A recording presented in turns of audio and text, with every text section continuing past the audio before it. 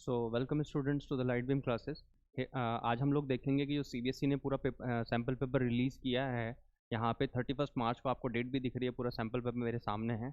पिछली स्लाइड्स में आप मेरी वीडियो में देख सकते हैं। पिछली वीडियो लेक्चर के अंदर मैंने कवर किया था कि किस तरह का पैटर्न होता है पेपर का, क्या मार्किंग स्कीम होती है और मार्किंग स्कीम के अंदर किस तरह के क्वेश्चन आएंगे, कितना वेटेज होगा, वो मैंने सब कवर किया हुआ है, मेरी पुरानी वीडियो में देख सकते हैं। इस वीडियो के अंदर हम लोग कवर करेंगे कि जो हमारा पेपर है वो दिखता कैसे है, the phobia that we are going to encounter in the exam, how it look like. So we will try to understand in this. तो पेपर हमारे सामने है, हम देख सकते हैं इसके अंदर कि sample question paper 1 and standard paper है, और ये सेशन है 2023-24 और मैक्सिमम मार्क्स यहाँ पे 80 हैं और यहाँ पे 31 मार्च को रिलीज़ किया गया। अब हम जनरल इंस्ट्रक्शंस की तरफ चलते हैं कि जनरल इंस्ट्रक्शंस के अंदर हमारा है क्या क्या। हम देखते हैं कि 5 सेक्शंस हैं, A, B, C, D and D। मैंने पिछली वीडियो लेक्चर के अंदर भी इसको कवर किया था। तो यहाँ पे फिर हमारे 20 MCQ हैं, 5 क्वेश्चंस हैं 2 मार्क्स के, 5 into 2 and this is 20 marks, तो 20 into 1। 6 क्वेश्चंस हैं हमारे 3 मार्क्स के, 6 into 3 एंड 4 क्वेश्चंस हैं हमारे 5 मार्क्स के, जो कि अपने आप में बहुत इंपॉर्टेंट होता है। If you lose 5 marks you are going to lose your 1% in the exam, in the result. And section E जो है हमारा, उसके अंदर 3 case based integrated assessment questions हैं जो कि 1-1-2 मार्क्स के ईच हैं। तो ये हमारा पूरा का पूरा यहाँ पे पेपर डिस्ट्रीब्यूटेड है। उसके बाद यहाँ पे ऑल क्वेश्चंस आर कंपलसरी हैं, और यहाँ पे हमें इंटरनल चॉइस भी दी गई है, 2 questions of 5 marks, 2 question of 3 marks, 2 question of 2 marks. उसके बाद पाई की जो वैल्यू है, बहुत सारे स्टूडेंट्स को कन्फ्यूजन रहता है, सर 3.14 लेनी है 22/7। So it has been mentioned in the paper that pi is equal to 22/7 whereas required if not stated। यहाँ पे अगर नहीं कहा गया है किसी क्वेश्चन में कि 3.14 यूज़ करनी है, तो हम हमेशा यही यूज़ करेंगे। यार लास्ट में मत खोजिएगा कि कौन सा यूज़ करना है, फिर जाकर के देखें या कुछ भी उल्टा यूज़ कर लें। उसके बाद हम चलते हैं section A. Section A contains the MCQ। यहाँ पे हमें 4 ऑप्शन दिए गए होते हैं, और इन 4 ऑप्शन में से एक ऑप्शन करेक्ट होता है, और उसमें से हमें सही ऑप्शन को करेक्ट चूज करना होता है। तो इस तरह से हम देखते हैं कि 1 2 3 4 5 6 7 8 9 10 11 और 6 17, और उसके बाद यहाँ पे 20 तक हमारे कवर हो जाते हैं। 20 तक हमारे 2 असर्शन रीजन भी यहाँ पे मैंने आपसे बताया था पिछली स्लाइड के अंदर, कि हमारे असर्शन रीजन भी यहाँ पे कवर करता है। कि असर्शन रीजन के अंदर बहुत अंडरस्टैंडिंग और कॉन्सेप्चुअल नॉलेज होनी बहुत ज़रूरी है टॉपिक्स की, जो कि बहुत ज़्यादा ज़रूरी है। उसके बाद हम चलते हैं सेक्शन बी की तरफ। सेक्शन बी में 2 मार्क्स के क्वेश्चन है, 5 into 2। It means it comprises 10 marks question. यहाँ पे आप देख सकते हैं कि 21 √2 is an irrational number which is very very common question, and it is favourite like the ice cream to you, and it is favourite question of CBSE like the ice cream to you. Then 21 से लेके यहाँ पे 25 तक हमारे जो है यहाँ पे कवर होता है सेक्शन बी। आप देख सकते हैं कि एप्लीकेशन बेस्ड क्वेश्चन किस तरह से उसने पूछे हुए हैं। उसके बाद हम लोग चलते हैं सेक्शन सी की तरफ।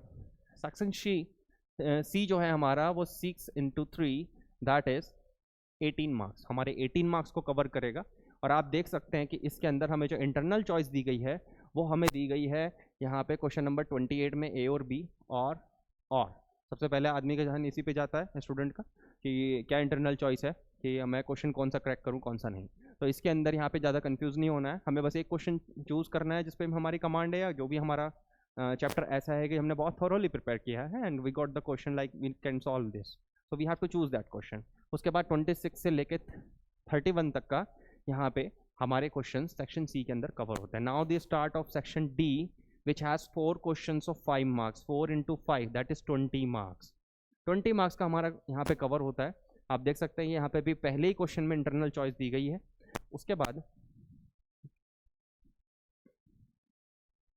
यहाँ पे 33 2 पार्ट में है, 34 जो है वो हमारा 2 पार्ट में है, 20 के 2 पार्ट में है, और बीच में क्या दिया हुआ है, हमें यहाँ पे इंटरनल चॉइस दी गई है। उसके बाद हम लोग देखते हैं कि यहाँ पे हमें 35 क्वेश्चन नंबर दिया गया है, तो यहाँ पे हमारे सारे ये 5 मार्क्स के क्वेश्चन हैं। Very very important section because it contains every question is of 5 marks.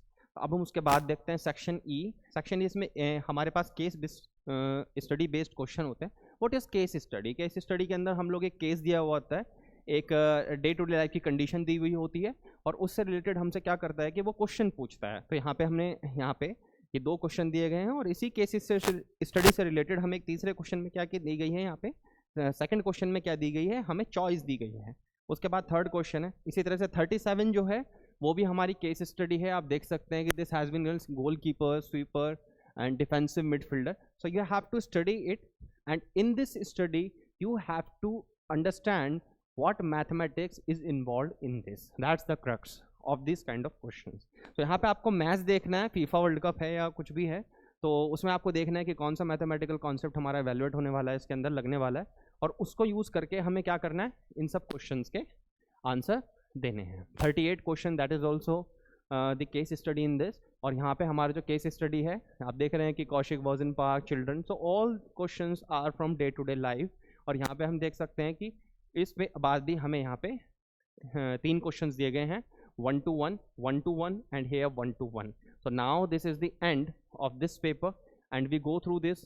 In this paper we understand कि क्वेश्चन जो है वो हर तरह से हैं। आपका MCQ भी चेक करता है कि वो quick knowledge, quick conceptual application कैसे करेंगे आप, और ये भी चेक करता है कि आप इवैल्यूएशन कैसे करते हैं, डे टू डे लाइफ में आप मैथमेटिक्स को कैसे इन्वॉल्व कर सकते हैं, अंडरस्टैंड कर सकते हैं। तो ये हमारा पूरा CBSE यहाँ पे कवर करता है। तो ये पूरा का पूरा सैम्पल पेपर हमने स्टडी किया। तो अब हम नेक्स्ट स्लाइड के अंदर, नेक्स्ट लेक्चर के अंदर हम लोग फर्दर चैप्टर्स को कवर करने की कोशिश करेंगे।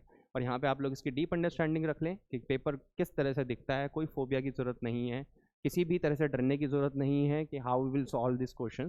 दे are being solved if you have the conceptual clarity and the right approach. Thank you very much.